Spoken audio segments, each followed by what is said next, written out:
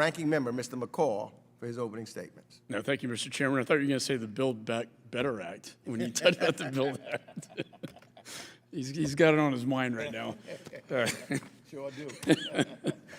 I want to thank our distinguished witnesses for joining us here today. And our world is certainly facing significant challenges, and all three of your organizations are key, I think, in facing that. The impact of COVID-19 pandemic is still wreaking havoc around the world.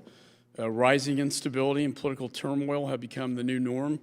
The military coup in Sudan this week is the third one in Africa this year alone.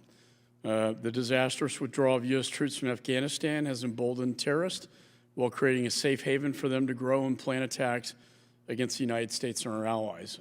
All the while, the Chinese Communist Party's malign influence continues to grow and threaten our democratic values. That's why, as the world's largest donor of foreign assistance, the United States needs to best implement our international development efforts so they have the most positive and strategic impact. The three agencies represented here today are critical components of Americans' foreign policy assistance efforts. This year, the Peace Corps, started by President Kennedy, celebrates its 60th anniversary. So congratulations, Ms. Spa, and to the Peace Corps and all of your officers on this milestone event. And I want to thank the incredible Peace Corps volunteers, especially those from my home state of Texas, who have selflessly given their time to do good work for other human beings across the world. And your agency still has a lot of work to do. Tragically, the number of volunteers reporting sexual assault during their service has risen, and I know that you are addressing that. The agency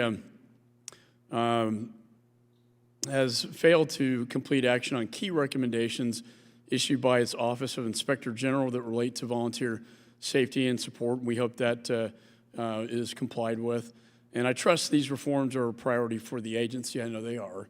And I look forward to hearing from Acting Director Spahn about the work Peace Corps is doing to quickly correct these issues. The Development Finance Corporation, the newest tool in our toolbox. The DFC, I'm a big supporter, big fan, was created when Chairman Meeks and I were on this committee to help the private sector support the United States foreign aid and national security goals, and ultimately transition countries from aid to trade. The DFC is intended to, among other things, counterbalance the CCP's Belt and Road Initiative, which spreads their malign influence through economic coercion.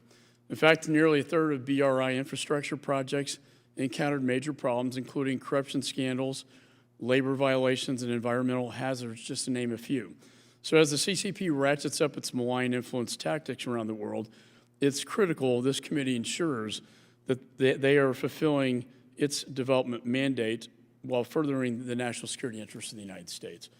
I'm particularly interested in learning how the DFC intends to follow the law that we passed while addressing some of their new commitments made to 1/3 of their projects being climate-related over the next 2 years. The same goes for the Millennium Challenge Corporation.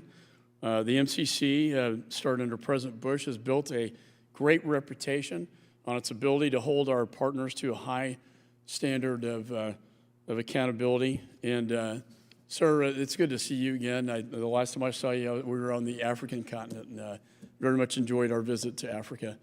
Our international development efforts must be strong. They must be coordinated, and they must be responsive to our partners' needs in order to combat the threats that we face. If we are adding requirements that are out of step with our partners' needs, malign actors like Chinese Communist Party will take every opportunity to fill the gap and exert their influence while diminishing ours. So the United States must consistently prove itself to be the preferred partner for the developing world. I want to thank all three of you for your service, and to all the employees of your three organizations.